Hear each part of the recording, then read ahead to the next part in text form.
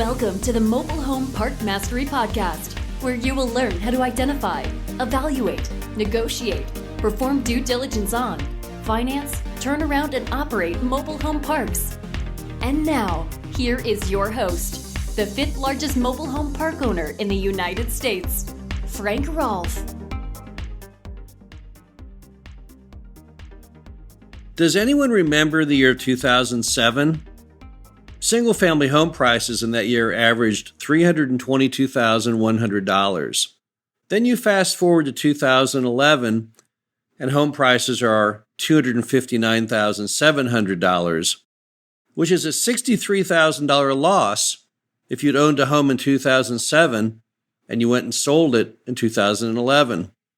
Then in 2013, prices finally got back to where they began in 2007, but you would have had to hold your home for 7 years just to get your money back. Now in 2019, single-family home prices averaged $378,700. Two observations. Number one, home prices in the United States do not always go up. Observation number two, what do you do if you don't have $378,700? What if you could only afford 10% of that? What if you can only afford 1% of that amount for housing? You see, investing in a house is a luxury, yet living in a home is a necessity. This is Frank Rolfe of the Mobile Home Park Mastery podcast series, and we're talking about the Associated Press and the recent articles they've brought out regarding mobile homes, and more specifically, the fact they think mobile homes are a lousy investment and therefore must be a lousy place to call home. They've written a whole string of articles that all were unleashed on the earth over the last 30 to 45 days on this topic. So I thought it would be interesting to really put a magnifying glass on there and see, are those reporters correct? Are mobile homes, in fact, a bad investment for the consumer? Well, let's first start off with an assumption. Let's assume you can afford to spend roughly $800 per month on a 3-bedroom dwelling. That's your budget. That's about $9,600 a year. And according to the United States government, to afford $9,600 a year, you'd have to earn about $30,000 a year. $30,000 a year is about $15 an hour. And as we all know, there's a lot of Americans living, roughly 20 to 25%, between the price point of minimum wage, $7.25 an hour, and $15 per hour. In fact, it's one of the fastest growing groups of employment.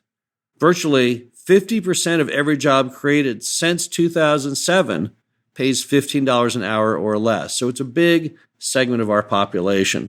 So that's your budget, $800 a month. Now, on the one hand, you can buy a mobile home in a mobile home park, and that home is going to cost you $800 per month, which includes lot rent, for the first 10 years, and then the home is yours. Or, option B, you can rent an apartment, if you can find one. You won't be able to find hardly anything in apartment world that's 3-bedroom for $800 a month. The U.S. average is $1,200 a month, and that's for a 2-bedroom. Most of the markets we serve, the 3 bedrooms are around $1,500 a month. But just for sake of argument with the Associated Press, I will pretend, which I know doesn't exist, that you can find a suitable 3-bedroom apartment for $800 a month. Of course, it'll be a Class C building in a terrible location, but nevertheless, let's just proceed and look at this strictly economically. Now, what will you spend over a 20-year horizon?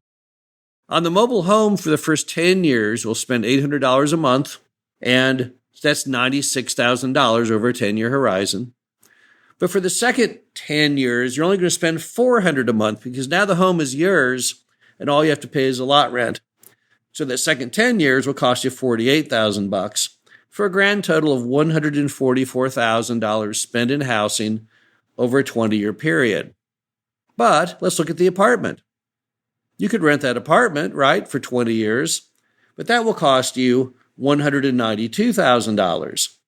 So what's it mean? It means you saved $48,000 over a 20-year horizon by buying the mobile home as opposed to renting the apartment. Now, does that parallel what happens if you spent $378,000 on a single family home? Probably not. Because again, the issue is not, can you invest? The question is, can you put a roof over your head within your budget? In fact, if you read a lot of the most recent articles right now on single family homes, they lament the fact that people aren't investing more or investing less, and the interest rate's down a smidgen. And as a result, they assume there's a 2.39 greater advantage and all just endless malarkey. But that's great if you're rich enough to buy one of those houses. But for many Americans, probably a third of the entire U.S. population, they simply can't even get into that game. So, what does it mean? It means the Associated Press is basically advancing a false narrative. There's an old Spanish proverb that says, with the high and mighty, always a little patience. Which means when you have plenty of food on the table, roof over your head, gas in your car, you can withstand a lot of the things that life may throw at you. But that's not true for many mobile home park customers. They simply don't have that luxury, and apparently the Associated Press doesn't understand that. It would be no different than if the Associated Press wrote an article on people and their savings and their investments. They could say that many people are really lacking in investing because they're not putting in $100 a month or $1,000 a month into their retirement plan. They're not taking advantage of all these IRA laws and, oh gosh, you could make so much money in the stock over the last 5 years and bond yields are X and CD yields are Y. But that doesn't matter to you when you have no money to invest. A lot of people are simply scraping by. They don't have the ability to go out there and make logical investment choices because they don't have the capital to invest. And the same parallel could be drawn between regular investing, which the Associated Press also writes plenty of articles on, and investing in single-family homes. Let's look at a similar false narrative that's advanced almost every day in the media, and that's this whole discussion of what it takes to retire comfortably in America. I just read an article a few moments ago, and it tells me that the average U.S. individual needs to have saved by the time they reach retirement between $1 and $1.5 million. If you haven't done that, I guess you've apparently failed yourself and your friends and your family, because that's how much you need to live comfortably.